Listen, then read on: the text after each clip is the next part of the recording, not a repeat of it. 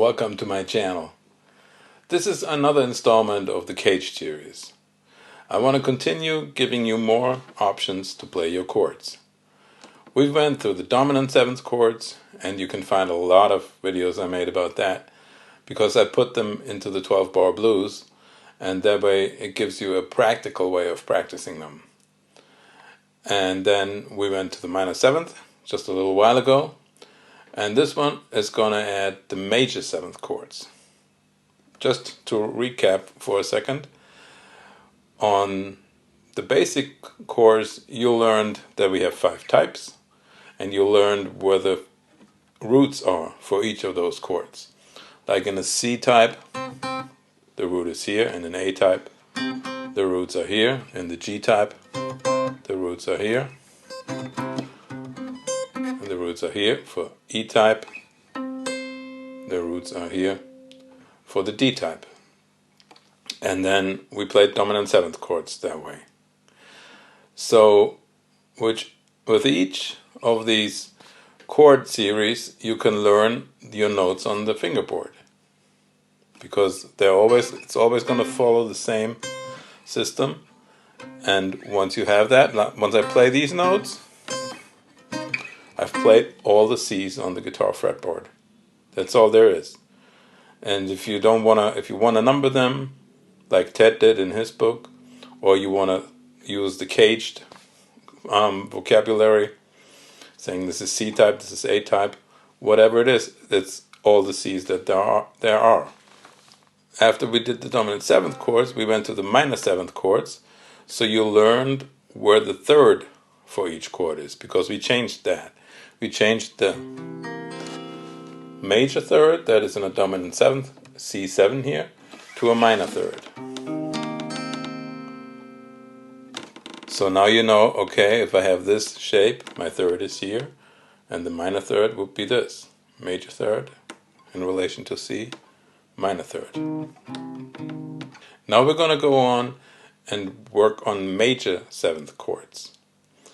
The dominant 7th chord has a minor 7 in it, which is the 7th note from the root note. So you go C, D, E, F, G, A, B flat. And you can see for the B flat to the octave C, because we know our C's are here and here, because I'm playing A type in the 3rd position. The C, a whole step down, is a B flat. That gave me the 7th note counting up from C. But there's still a note from the B flat to the C in between those two, which is a B. So I could go C, D, E, F, G, A, B, C. And if I use that note in the chord, I get this sound, which is a C major 7 sound. Let me zoom in. So here you see, moving the dominant 7, which is this note here, 3rd fret on the G string, to the 4th fret gives me C major 7. A beautiful sound. You might have heard this when somebody starts playing the bossa nova, they go.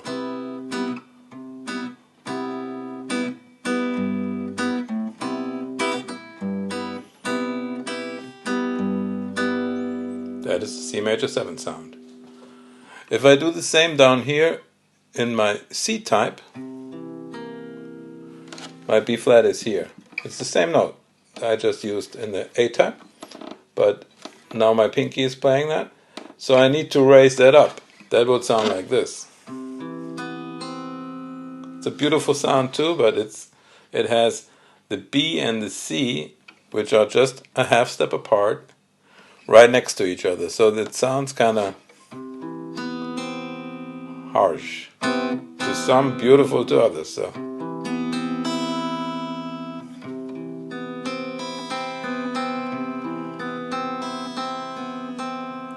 if this sound is a little bit too strong for you, you can play the B by simply going down a half step with the C, because in this chord we have 2 C's. We have the bottom and the top C. And if I lower that C, Of course I have to leave out this note because I shouldn't have both sevenths, the dominant 7 and the major 7. So I will have C, E, G, B, which is just the way a piano player can play this chord, one key after the other, right next to, just skipping a note between the white ones. So you go C, skip the D to E, skip the F to G, skip the A to B, and you get this sound. Just using 2 fingers here in the open position. But it's easily movable, because if I use these 2 and I would use this as a bar, and I could move this up and I get this shape. This would be E flat major 7. My pinky is playing the root. So this to me is a C type major 7 because it's easily moved around. And it doesn't sound quite as harsh as playing this chord, which is also major 7. But for now, we're going to be using this one. Can also do the bass thing again. Just be aware that you have the major 7 on top in this one. If I do A type, which you know is the next one after C type, I would go here for E flat major. And you see I'm using the same root, but I got a totally different sound because now I have the 3rd or the 5th on top, and the major 7 is buried inside the chord. It's this beautiful sound. So now every time you play a bossa nova, you can change between the 2. You can go.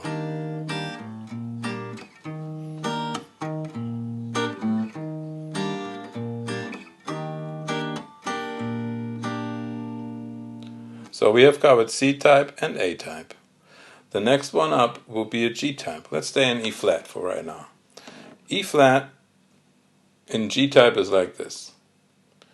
If I play my E flat 7 with G type, I usually just have this one. And I see up here is my E flat. I went down a whole step to get the 7th, dominant 7th. So this was my E flat 7. I just have to raise that note up 1 fret, 1/2 step, and I have E flat major 7. So this is my G type, which is beautiful when you have a bass player playing the note below, the bass note, and you can just play this on top. So we had C type, A type, and G type. The next one after G type was E type, which is up here. And this was my E flat dominant 7 with E type. The 7th is here, because here are my E flats. If I go down a whole step from the E flat, I get the dominant 7th. And that gave me this chord. So I have to raise that up again a 1/2 step to this one. And that will give me this chord. Again, I can bar this pretty good because my middle finger has the ability to, or is that fat, to just say it like it is, that I can.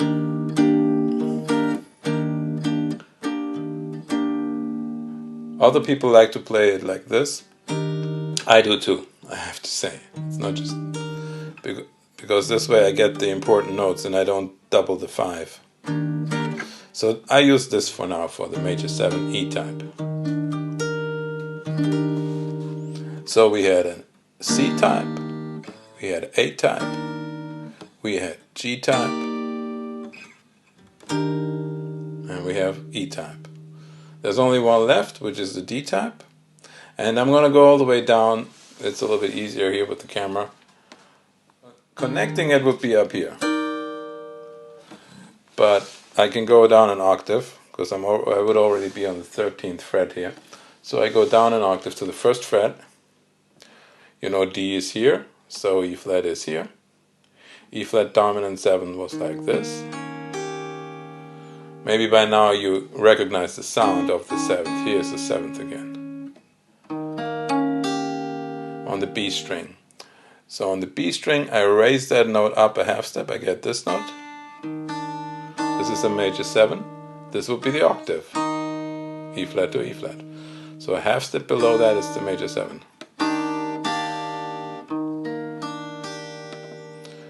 So this is my E flat major 7 with D type. Then a C type, then A type, then G type, then E type. And again, I say, just practice, find a backing track on YouTube and just go.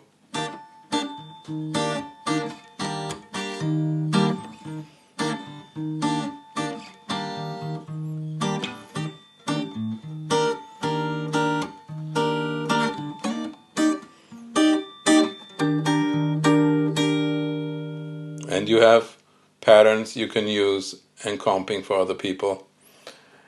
Some might have the same note on top, but they sound different because below they're stacked differently.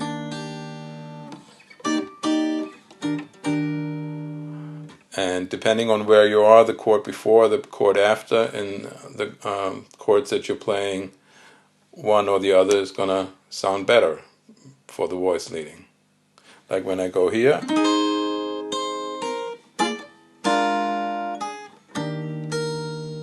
I was playing F minor 7 to B flat 7 to E flat major, and that one sounded pretty good to me because I had a voice going on in the top line that made me end up here. You must have figured out by now that I love the blues and playing the blues, and I showed you in the minor 7 episode how to play a minor blues, and I mentioned that B.B. King is using a major 7 in his most famous minor blues, The Thrill Is Gone. So that would be a good exercise to do next, to find the major 7 you need to play for The Thrill Is Gone. I think he played in a few different keys. One that is being played a lot is B minor. So this would be your 1 for the B minor. Your 4 chord is the E minor 7. And then your 5 would be this one.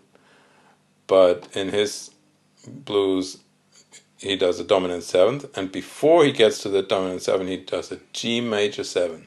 So if I want to stay in the position like I did in the other blues episodes, just to practice the close connecting chords, I would use this G major 7 right here with C type to F sharp dominant 7, also C type, and go back to my 1. So listen to this.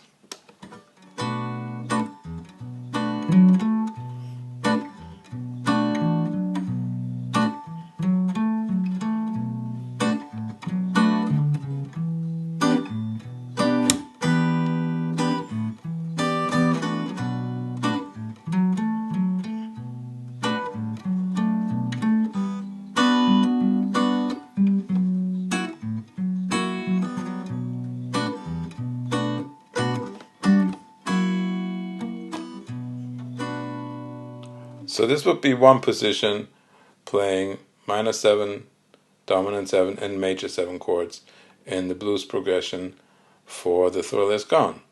And if you want to go through it systematically, you would go through all 5 basic positions to find your major 7 chord along with the other 2 chord types that you need, and then have a thorough understanding of the chord and also already playing music with it.